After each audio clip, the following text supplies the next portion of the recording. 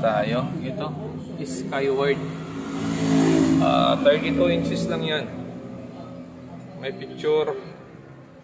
Ang problema, nagpiprease yung picture niya. Yan, no? Yan, di ba gumagalaw siya? Yan, nagpipreasing yung picture, ano? Humihinto. Tapos mayroon na rin siya guhit dito sa taas. Pero normal ang picture niya, no? Problema lang, humihinto lang siya. Yan, kagaya yan. Humihinto siya, tapos medyo madilim. Tapos yung parang kumukrap-krap yung screen.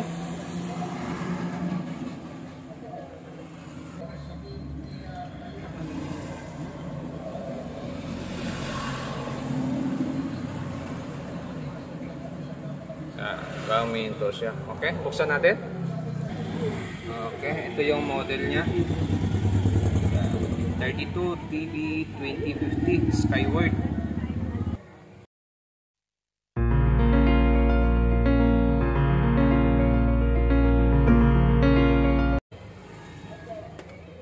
Bali, ito yung kanyang mainboard. Smart na rin siya. Hindi pa siya smart, ano? So hindi pa ito smart, basic pa lang ito. Okay. So ang problema nito ay nasa display. So ang ginamit na top board or panel ay pang LG. So ito wala na itong T-con kasi yung T-con nito ay built-in sa ating mainboard. So tinanggal yung T-con niya, no? So ito ang problema dito. Dito tayo magpo-focus sa kanyang top board. Okay?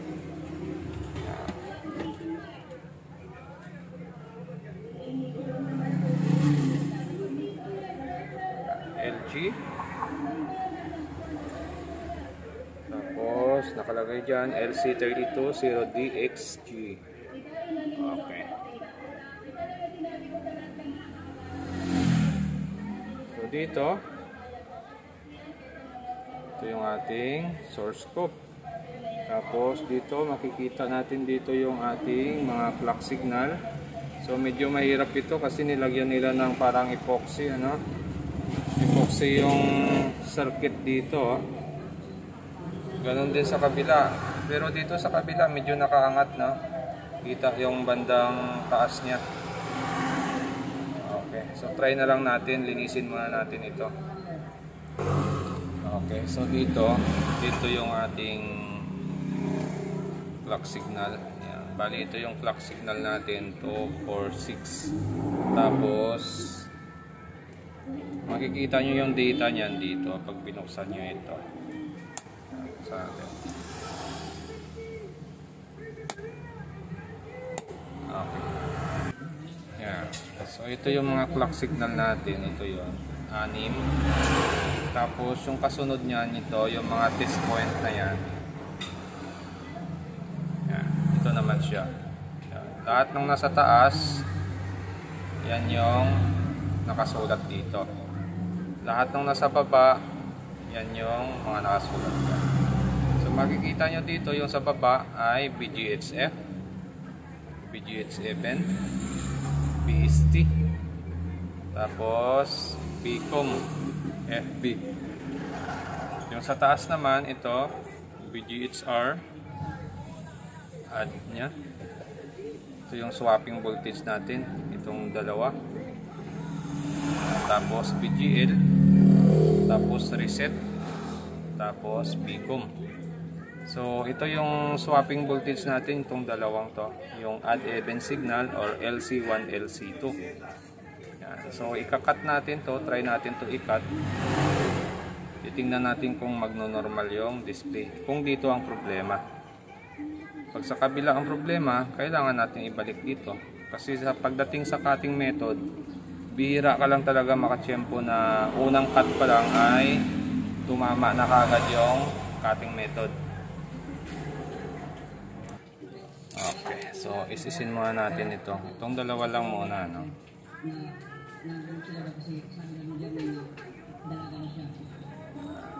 Tatanggalan muna natin siya ng balot bago natin siya i-cut. Yan, okay. So kitang kita, ano? So cut na natin ito. Yan, cut natin tong dalawa.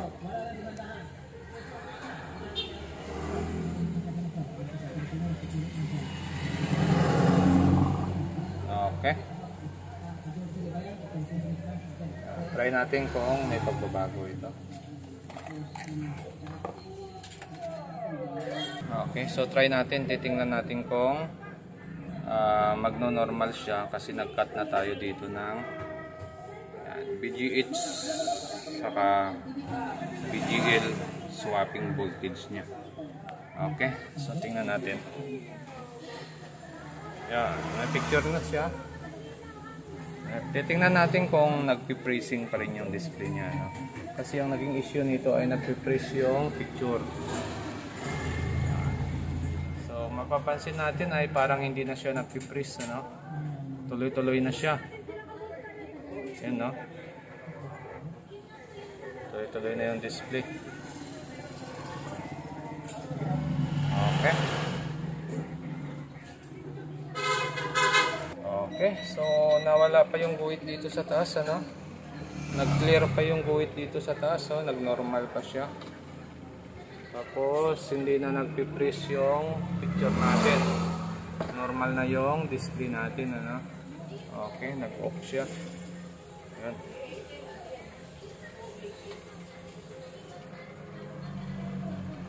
So mapapansin natin hindi na nagpi-freezing.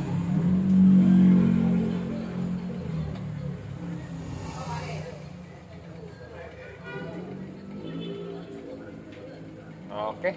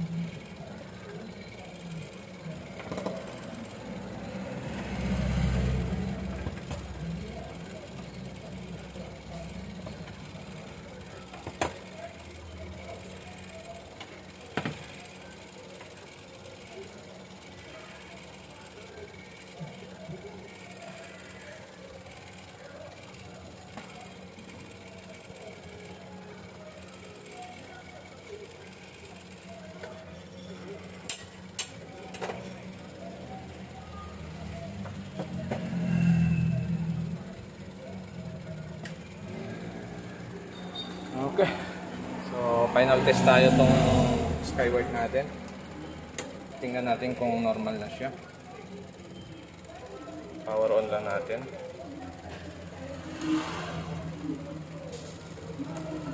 Yun. Okay, lumabas na si Skyward. Naka-audio video tayo.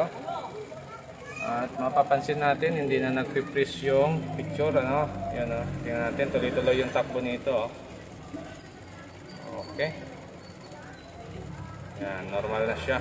So, yung side na may problema, itong side na to, bali, kinat natin yung LC1 saka LC2 dito, or yung odd even signal natin. Tapos, itong side na to, buo pa. Wala tayong binago rito. Yung mga clock signal natin dito ay kompleto pa lahat. Wala din tayong binawas dito. Kumbaga yung LC1, LC2 lang talaga yung tinanggal natin dito para mag-normal yung display. Okay? So sa susunod ulit natin na video. At kung bago lang kayo sa aking channel, huwag kalimutan mag-subscribe.